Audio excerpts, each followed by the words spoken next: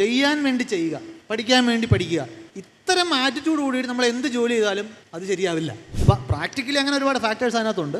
പക്ഷേ നമ്മളുടെ എല്ലാവരുടെയും മസ്തിഷ്കം ചെറിയ ചില വ്യത്യാസങ്ങൾ വെച്ചാൽ ഏതാണ്ട് ഒരുപോലെയാണ്. അപ്പോൾ നമ്മളുടെ എക്സ്പോഷർ, നമ്മളുടെ അനുഭവങ്ങൾ ഒക്കെ കൊണ്ട് ചിലപ്പോൾ അതിനകത്ത് വ്യത്യാസം വരാനുള്ളൂ. ഞാൻ എൻ്റെ വിദ്യാർത്ഥികളോട് സ്ഥിരം ക്ലാസ്സിൽ പറയുന്നൊരു കാര്യം, എൻ്റെയൊക്കെ ഭാഗ്യം എന്ന് പറയുന്നത് ഇത്രയും സൗകര്യങ്ങൾ ജനിക്കാൻ പറ്റില്ല എന്നുള്ളതാണ് എന്ന് പറയും. കാരണം സ്കൂൾ വിട്ട് വീട്ടിലെത്തുമ്പോൾ വൈകിയാണ് എത്തുക.